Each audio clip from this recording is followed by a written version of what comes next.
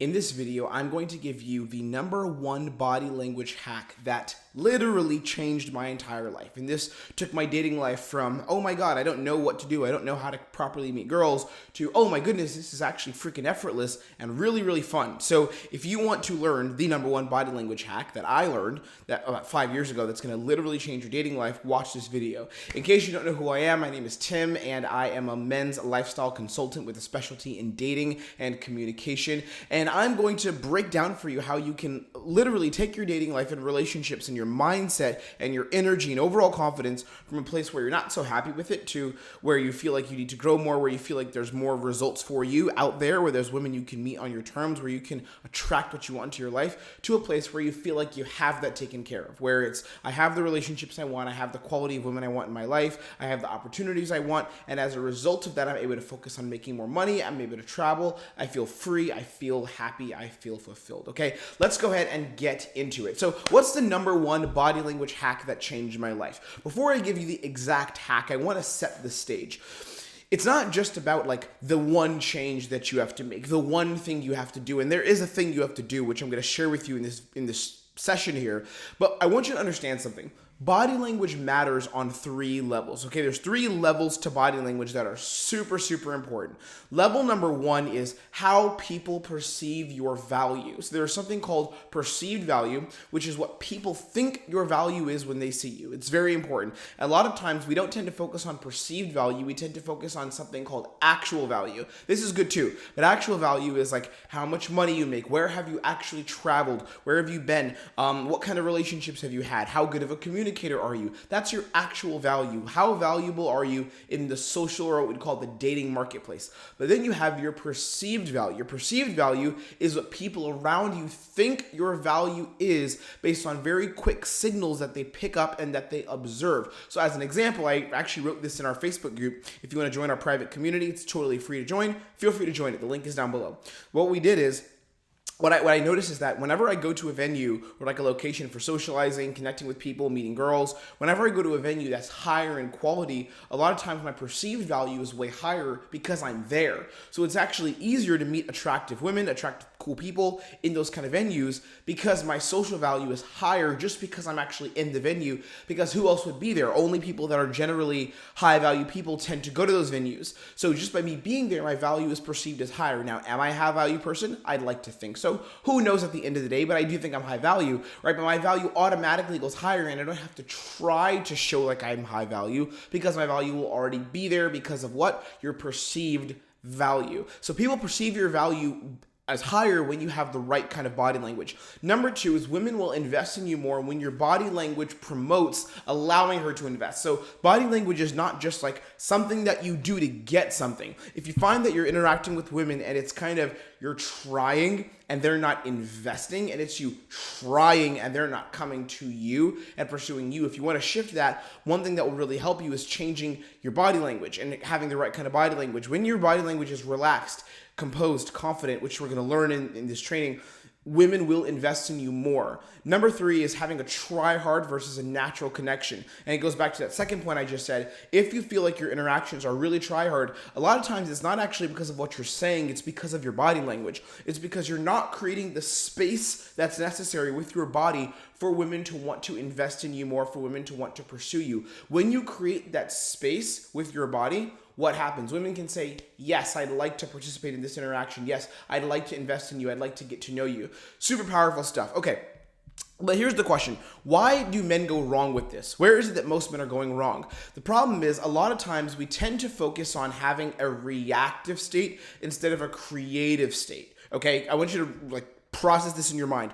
Reactive state versus creative state. So a reactive state means that I'm going based on what the environment is giving me. It's like if I'm attracted to a woman, what I do is I look at her and I wait for her to give me the right signals instead of creating the energy that I want to have. Reactive state versus creative state. And as a part of that, the second layer, or I guess I would say even lower, would be chasing attention versus holding presence. A lot of guys do this with their body, where they'll chase the attention. They'll look for which woman's giving them attention, or if they have an interaction with a girl who's really cool, she'll give them a bit of attention and they'll then pursue that attention. It's something really interesting. It's kind of advanced, but I'll share it with you here.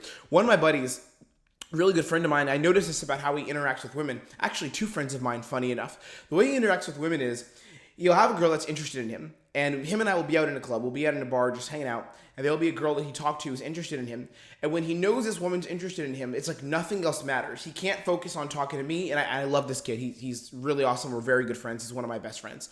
But when there's a girl who's interested in him, he'll focus only on her, and it's like she's the only thing that matters, and him getting that girl or making something happen with her is the most important thing to him. Whereas he'll look at how I interact with women, and he's like, damn, Tim, again, I've done tens of thousands of interactions, so I'm a pro at this, but like I'll interact with a woman and she'll be attracted to me, but it won't really matter to me at all. Like I will be attracted to her as well, and maybe, I'd talk to her, maybe I would lead and say, hey, let's go somewhere, we'd set something up, I'd definitely be down to go on a date. All those things are really awesome, but the energy of how I'm focused on her is not where I care about her attention. I care actually not at all about her attention.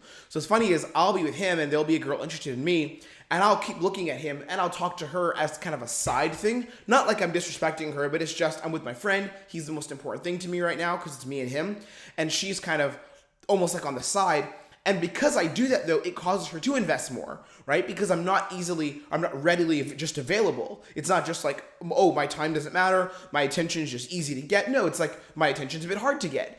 You have to earn my attention. So a lot of times what we do as men when we don't realize these body language hacks and how to grow as men is we tend to chase attention instead of holding presence. Holding presence is better. It's saying like, I understand what I'm focused on right now in the environment, which is the person I'm talking to, the person I'm close to, my friend, all these things. I understand this very well, and I'm deep with that person.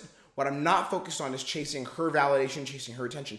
Now, if it happens, and if it gets there, that's really awesome. And then maybe I'll give her my presence and I'll share that with her. But it has to be earned, okay? So chasing attention versus holding presence. You want to be in a state of holding presence, not chasing attention. Now, here's the shift to make. I'm going to give you 3 shifts, and these are literally the body language shifts that changed my entire life. The hacks, I guess I would say, that changed my whole life. So number 1 is you want to get present.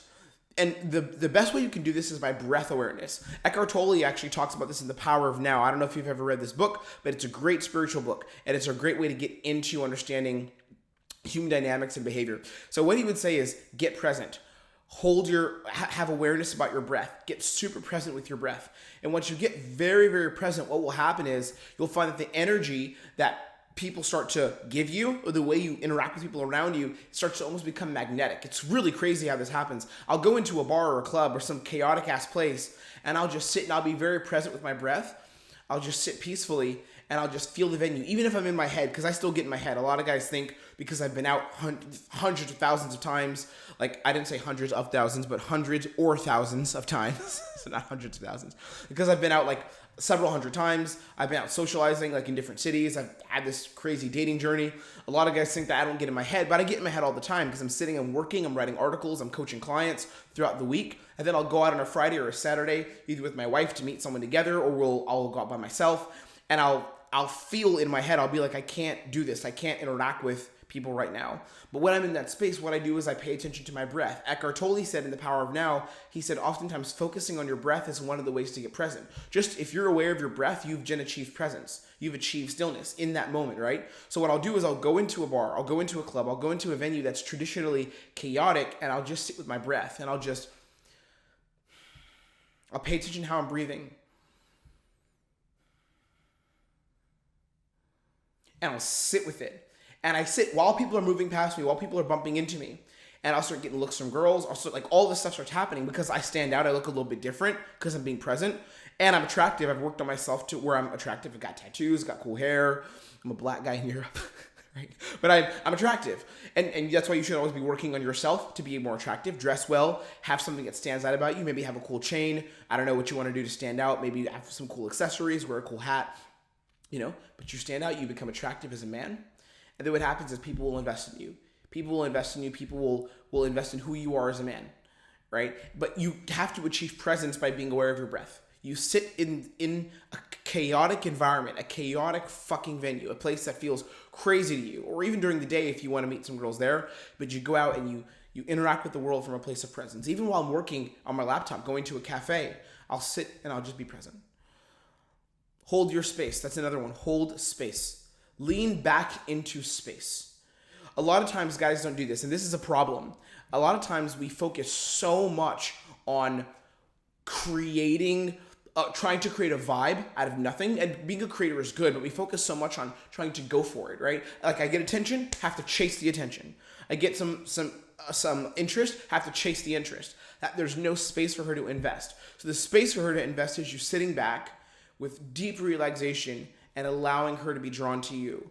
You hold space, and this is physically leaning back into your space. So a lot of times what I'll do is, when I'm out in a venue, I'll lock in, I'll lean against the wall, I'll cross my legs, I'll be chill, there'll be a vibe, right? I'm gonna lean against the wall, I'm not gonna be unrelaxed. I'm not gonna be like this with holding my drink with my body blocked, right? I'm gonna be leaned up against the wall, just chill with my body language, and I'm gonna allow the person I'm talking to invest in me. It's a body language hack that changes everything. We used to call this locking in. Now I just call it holding space, being still. But you find a physical place in the environment, a physical place that you anchor yourself to, and you lean back against that. You relax into it. You make it your hub. You make it your home, and you interact with women from that place. Number 3 is you observe and take in information, right? You observe and take in information. So a lot of times the reason why body language feels so tough and it feels like you're in your head is because you're not in a state of observation and just taking in and allowing things to come to you. Do you see the pattern in this teaching here? I don't know if you see a pattern coming up, but everything I'm telling you is all about allowing it to be and not trying to do, right? So it's allowing things to be and not trying to do. A lot of times when you're in a reactive state, you're trying to do things. When you're in a reactive state, you're like, okay, I'm getting some attention. How can I change the energy, change the vibe, and play with the attention that I'm getting from this girl? Whereas the creative state says, I'm going to see what unfolds in front of me, and I'm going to make something happen through leadership, through providing direction, through being upfront and honest and clear. All those things, right, contribute to leadership, right? So I'm allowing things to be. I'm letting them be by observing and taking in information. When I'm in my head, I allow myself to be by observing and taking in information instead of me wondering, how do I solve this? How do I approach? How do I quickly get it in my head? No, I accept that I am in my head, and I sit back, I lean back, and I observe. So all of this makes my body relaxed, and I become the most relaxed motherfucker in the venue. Excuse my French, but I become the most relaxed person in the venue every time.